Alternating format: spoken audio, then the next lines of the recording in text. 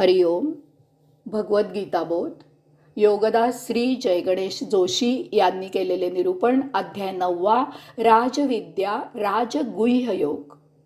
ओम श्री परमात्मने नमः. अथ 9मोऽध्यायः. जय योगेश्वर. परमात्म्याला नमस्कार. अध्याय 9. श्लोक क्रमांक 15. ज्ञानयज्ञेन चाप्यन्ये यजन्तो मामुपासते एकत्वेन पृथक्त्वेन बहुधा विश्वतो मुखम. दुसरे ज्ञानयज्ञ करून पूजन करून माझी उपासना करतात. तसेच कित्येक अन्य एकत्वाने किंवा माझ्यापासून पृथक भावनेने माझ्या विश्वव्यापी विराट स्वरूपाची उपासना करतात. सर्वांनाच अन्न वस्त्र निवारा मिळणे अपरिहार्य आहे. जीवाच्या या मूलभूत गरजा आहेत. जो तो आपापल्या पद्धतीनुसार गरजा भागवत असतो. प्रत्येकाची पद्धत निराळी असते. भुकेला पोट भरले, अंग झाकले गेले आणि देहाचे संरक्षण झाले की जगणे शक्य होते. हे मिळवण्यासाठी द्रव्य लागते. त्यासाठी कामधाम केले जाते. परंतु एवढ्याने समाधान होत नाही. अन्न चवीने खायला हवे असते. वस्त्रात स्वतःचे रूप शोभून दिसावे लागते. निवाऱ्यात ऐश आराम चैन डामडौल असावा लागतो. तरच आपण काही केले, आपण जगलो असे वाटते. मग हे सर्व मिळवण्यासाठी फक्त कामधाम करून पुरे होत नाही. जादा द्रव्य कमवावे लागते. त्यासाठी सायास करावा लागतो. हे सर्व कसे मिळवायचे याचे प्रत्येकाचे मार्ग निराळे असतात. परंतु या सर्वांचा उद्देश एकच एक असतो. तो म्हणजे हे मिळालेले आयुष्य जगणे हा होय. जीवन जगताना या भौतिक पसाऱ्यात जीव परमात्म्याला विसरतो. भौतिक भोग उपभोगणे हाच जीवनोद्देश होतो. यासाठी येन केन प्रकारेन प्रयास केले जातात. त्यात विवेक आणि तारतम्य राहत नाही.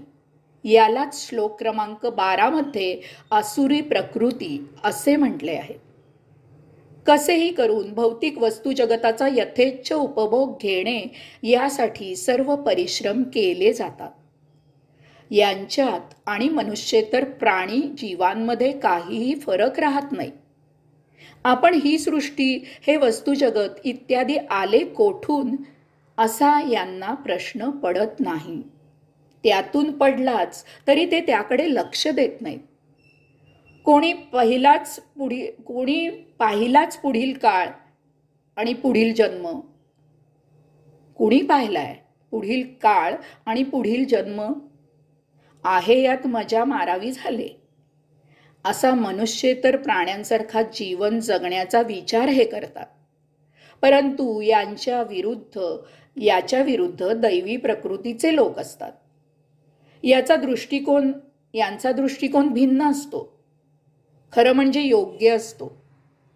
ते जाणतात की हा विश्वाचा सत्ताधारी परम आत्मा आहे. ते त्याची उपासना करतात.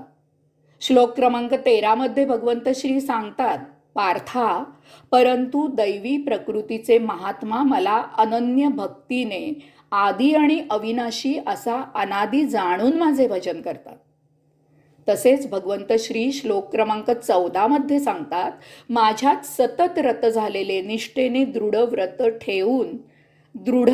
ठेवून माझे कीर्तन करतात आणि मला भावभक्तीने नमस्कार करून माझी उपासना करतात.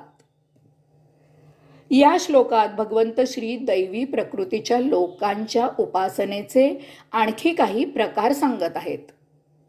याचे अनेकांनी निरनिराळे अर्थ घेतले आहेत. त्यात चूक कुणालाच म्हणता येत नाही. परंतु सर्वांचा मतितार्थ एकच एक आहे की दैवी प्रकृतीचे लोक आपापल्या परी जसे रुचेल तशी भगवंत श्रींची उपासना करतात. ज्ञान. काही जण भगवंत श्रींना ज्ञानाने जाणतात. परम आत्मतत्व म्हणजे काय, नेमके काय ते त्यांना उमजलेले असते. ते शांत मौन असतात. हा ज्ञानयोग असतो. ध्यान समाधी साध्य करून ते आत्मपदी पोहोचतात. यज्ञ. काही जण यज्ञ याग करतात.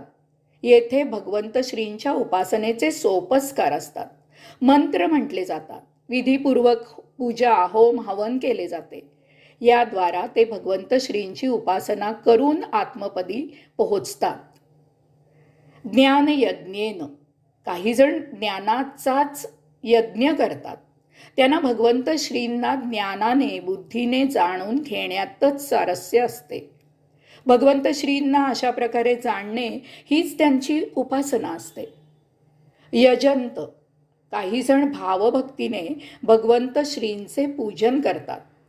देवा तूच सर्वश्रेष्ठ आहेस, तूच सर्वेश्वर आहेस, तूच परमोच्च आहेस, तूच धाता विधाता आहेस, तूच परमात्मा आहेस. तेव्हा सर्वांना सुखी ठेव अशी श्रद्धेनी आळवणी करतात.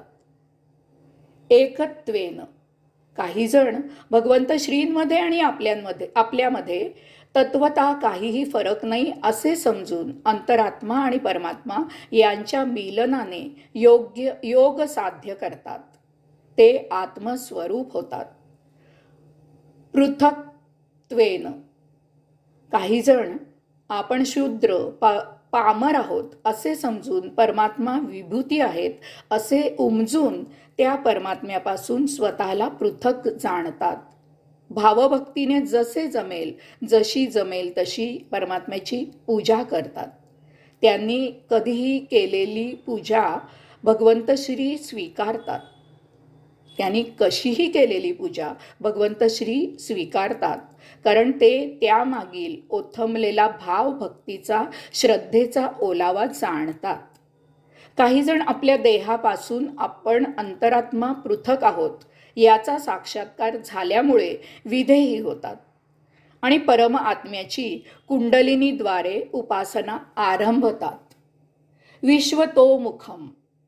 काही जण भगवंत श्रींना जळी स्थळी काष्टी पाषाणी चराचर सृष्टीमध्ये विश्वाच्या ठायी ठायी पाहतात आणि समोर येईल त्याच्या आत हृदयात डोकावून परमात्मा पूजन करतात.